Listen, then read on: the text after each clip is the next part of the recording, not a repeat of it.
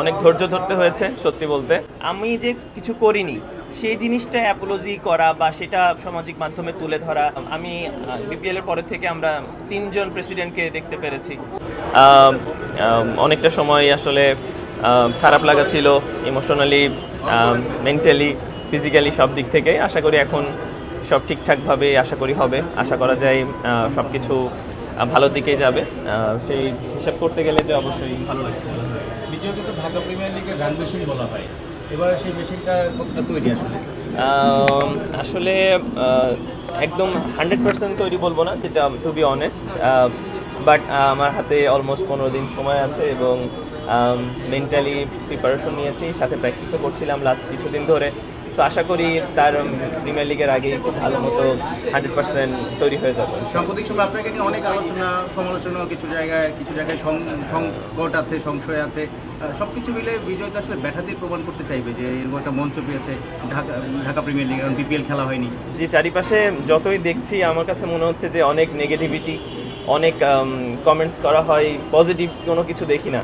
আমরা যে কোনো সোশ্যাল মিডিয়া তাকালেই কমেন্টসের মধ্যে শুধু নেগেটিভ কথা, নেগেটিভ কথা, নেগেটিভ কথা। তা আমি চাই যে এই জিনিসটা পজিটিভ ওয়েতে সবাই কথা বলুক, একটা পজিটিভ এনার্জি সবার মধ্যে থাকুক, নেগেটিভ জিনিসগুলো আমরা পিছনে রেখে দিই। তো এটা করলে আমার কাছে মনে হয় বেটার ওয়েতে আগাবে ইনশাআল্লাহ। আপনি এর আগে মোহামেডান আবাহনীতে খেলেছিলেন, আপনি ওয়ার্ল্ড ক্রিকেটের গ্রেটেস্ট এবার সিজনটাও সেখানে কাটিয়েছেন। এবার হচ্ছে তাদের রাইভাল টিমে যোগ দিচ্ছেন, বলা হচ্ছে যে আপনার ছোটবেলার স্বপ্নটাও পূরণ হচ্ছে এই টিমে যোগ দিয়ে। আসলে ছোটবেলার স্বপ্ন ব্যাপারটা এরকম না, বাট আমরা ছোটবেলা থেকে বড় হয়েছে আবাহনী মোহামেডানকে চিন্তা করে। সেই হিসাব করতে গেলে তো অবশ্যই এটা একটা বড় টিম।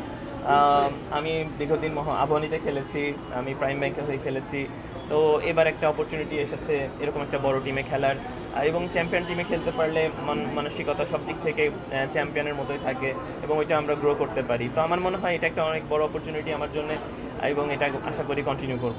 বিজয় ভাই, গেল বিপিএলটা আপনি খেলতে পারেন, আপনার খুব খারাপ একটা সময় গেছে এবং আপনি বলছিলেন যে বিসিবি সরি বললে আপনি আসবেন, তারা তো এখন নাই আসলে, সরিটা কি আপনি বলছিলেন? ব্যাপারটা কনসেপ্টটা কিন্তু সরি ব্যাপারটা এরকম না। মানে আমি যে কিছু করিনি সেই জিনিসটা অ্যাপোলজি করা বা সেটা সামাজিক মাধ্যমে তুলে ধরা এবং আমাকে এই জিনিসটাকে বলা যে ব্যাপারটাকে এইভাবে না এইভাবে ডিসক্রাইব করা হয়েছে। দেখেন, মিডিয়াতেও কিন্তু একজন এক একভাবে এটাকে ডিসক্রাইব করেছে, এবং এমন না, থ্রু অফ দ্য বিপিএল এর শুরু থেকে এখন পর্যন্ত কিন্তু বিভিন্ন মানুষ বিভিন্নভাবে প্রেজেন্ট করছে আমাকে। তো সেটাও তো এক ধরনের ভালো জিনিস ছিল না। তো আমি চেয়েছি বিসিবি যেন এই জিনিসটাকে সুন্দরভাবে সবার কাছে প্রেজেন্ট করে, এবং এটা এখনও চাই, এটা আলাদা কিছু না।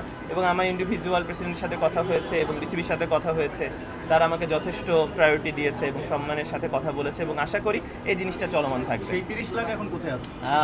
ভালো প্রশ্ন। আমি খুবই একদিক থেকে লাকি আনলাকি যে আমি বিপিএল এর পরের থেকে আমরা 3 জন প্রেসিডেন্টকে দেখতে পেরেছি। সো এখন এটা তামিম ভাইয়ের হাতে আছে। আমার যতটুকু লাস্ট প্রেসিডেন্টের সাথে কথা হয়েছিল বা তাদের বোর্ডের সাথে কথা হয়েছিল যে পেমেন্টটা অলমোস্ট দেয়ার এবং খুবই তাড়াতাড়ি এটা আমি পেয়ে যাব, ওই রকম সময়ই একটা বোর্ড চেঞ্জ হয়ে যায়, এবং পরবর্তীতে এই ব্যাপারে আমি এই বোর্ডে কথা বলি এবং তারা খুবই শীঘ্রই এই জিনিসটা হ্যান্ড ওভার করবে জানিয়েছে, এবং আশা করি এই জিনিসটা খুবই হয়তো সপ্তাহখানেক বা 5 দিন 10 দিন যে কোনো একটা সময়ের মধ্যে এই জিনিসটা সমাধান হয়ে যাবে বলে আশা করি।